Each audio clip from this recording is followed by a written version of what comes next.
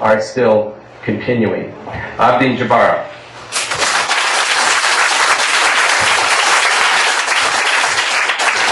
Thank you, Andy, and thank you all for coming. This is really a very important occasion to be here this evening because of this event and the enormous amount of interest and internationally and here in this country about what is happening. But I want to begin by asking you, and I'd like to see a show of hands. How many of you think that the explosion in the Gulf of Mexico and BP's malfeasance is in part because BP has been contributing to politicians and the lack of oversight and regulation by the government? How many of you believe that? Okay.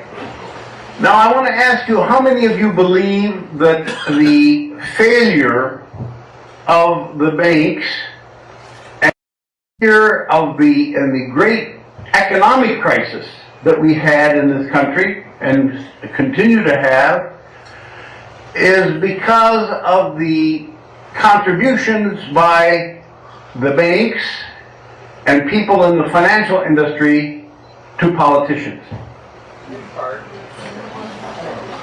Now I want to ask you the same question.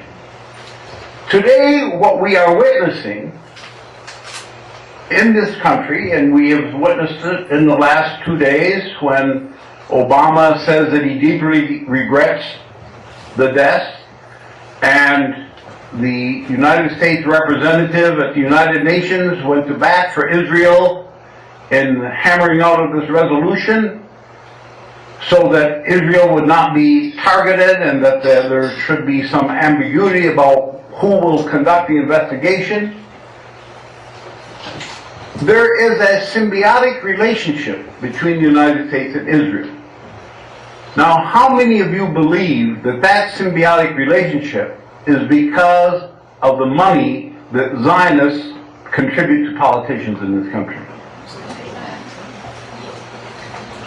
You know, there's I think a growing awareness about the role of the so-called Jewish establishment. The last week's edition of the New York Review of Books had an article in it by Peter Beinart. I don't know whether any of you have read it. And it was called The Failure of the American Jewish Establishment. And it talks about how this establishment has historically supported Israel regardless of what it did. And how this has alienated many people in the Jewish community, and particularly young Jews, who do not subscribe to that. I think that what is happening today, because of Gaza, this was mentioned earlier today by Adam, and now because of this flotilla, that there's a great opportunity for focusing in on the role that this establishment, this AIPAC, and it's not just AIPAC, it's a conference of presidents, it's the federations around the country, all of them, and the role that they play in funding the politicians to do the bidding of Israel. Israel, as you know, despite the fact that the per capita income in Israel is $30,000 a year, is the largest single recipient of American aid. This is unheard of at a time when we have destitution and poverty and closing of schools and joblessness in this country, that we would be sending that kind of funding to support a country that says that it has a technological miracle. But I want to ask you, here is an article from the Daily News. It says, gas company pumps millions into DC coffers. And it talks about the various politicians that have received money from BP. Can you imagine any publication in this country writing an article that says about Zionist money that's going to fund politicians? Well, there's only one that I know, and that is the Washington Report for Middle East Affairs. And it has published on a regular basis a tally of the funds that have come from over 20 single-issue pro-Israeli PACs that have been created around the country that have innocuous names.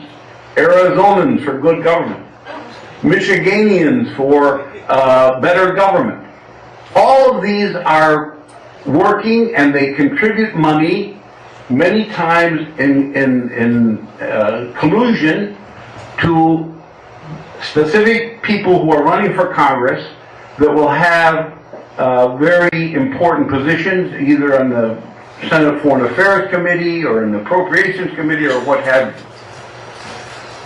I remember Jim Abariz, who was the founder and chairman of the American Arab Anti-Discrimination Committee. He told me one time that his administrative assistant, Tom Daschle, came to him when after Jim Abariz left the Senate and asked him, Jim, how much money can the Arabs contribute?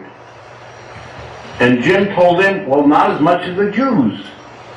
And that was the last that he heard from Tom Daschle. And when the records came out about contributions in that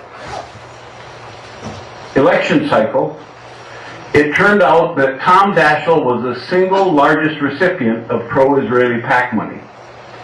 Today I received from Jim a Newsweek article, Spill Baby Spill, about the Gulf oil explosion. And former Senator Majority Leader Tom Daschle and Leon Panetta are each paid $120,000 a year by British Petroleum. This symbiotic relationship goes far beyond just the deeds that Israel performs on behalf of American interests abroad.